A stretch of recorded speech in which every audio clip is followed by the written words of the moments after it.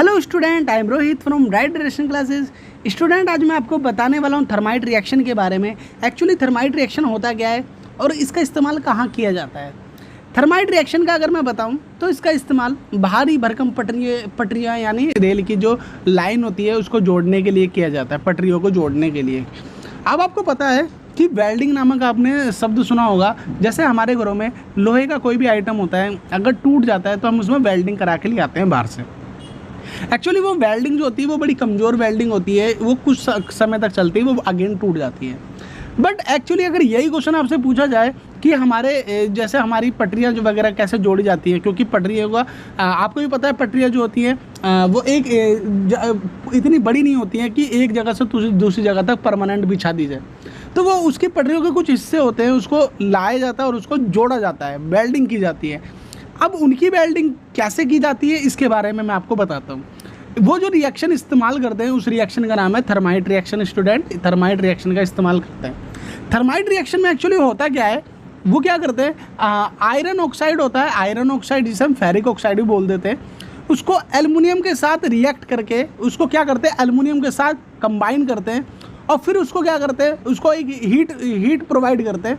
अब जब ये हीट मिलती है, इससे आपको पता है एल्युमिनियम जो है वो आयरन के मुकाबले ज़्यादा रिएक्टिव है, तो वो ऑक्सीजन के साथ परमानेंट बॉन्डिंग बनाएगा, तगड़ी बॉन्डिंग बनाएगा। जिसकी वजह से क्या होता है, ये जो एल्युमिनियम जो है हाई रिएक्टिव एलिमेंट, इसकी वजह से क्या होता है कि इतनी हाई परसेंट में हीट जनरेट होती है, तो पटरियों के दोनों एंड जो होते हैं, पटरियों के दोनों एंड मोल्ट हो जाते हैं, यहाँ से दोनों एंड मोल्ट हो जाते हैं।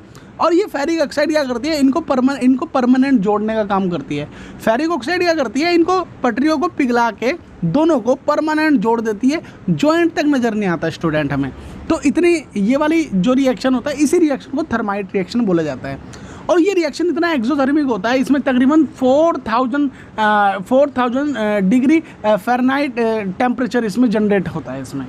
सो स्टूडेंट, अगर मैं तुम्हें बताऊँ, इसको हिंदी में भी बताऊँ तो, क्योंकि स्टूडेंट बच्चे बोलते हैं हिंदी में भी समझाया करो, तो थर्माइट रिएक्शन में क्या होता है, ये फेरिक ऑक्साइड के साथ एल्युमिनियम को गर्म किया जाता है और इससे क्या होता है, ये थर्माइट प्रक्रिया होना स्टार्ट कर देती है। ये एक ऊष्माक्षेपी प्रक्रिया है, क्योंकि इसमें बहुत ज़्यादा मात्रा में ऊष्मा और गर्मी निकलती है, टेम्परेचर निकलता है, जिसमें अंतिम उत्पादों के साथ गर्मी भी छोड़ता है। यानी कहने का मतलब इतनी गर्मी, इतनी हीट जनरेट करता है कि ये मेटल्स को भी बहुत ज़्यादा गर्म कर देता है, जिनके साथ इसको किया जाता है ना। इस चक्र में होता क्या है, जो उत्पादित लोहा है वो पिघली हुई अवस्था में हो जाता है और थर्माइट प्रक्रिया का प्रयोग जो है वो वेल्डिंग के लिए किया जाता है। ठीक है, यानी कहने का मतलब यही है जो मैंने समझाया। थर्माइट रिएक्शन में बेसिकली मशीन वगैरह या बड़े बड़े लोहे के हिस्सों को जोड़ने के लिए इस रिएक्शन का इस्तेमाल किया जाता है।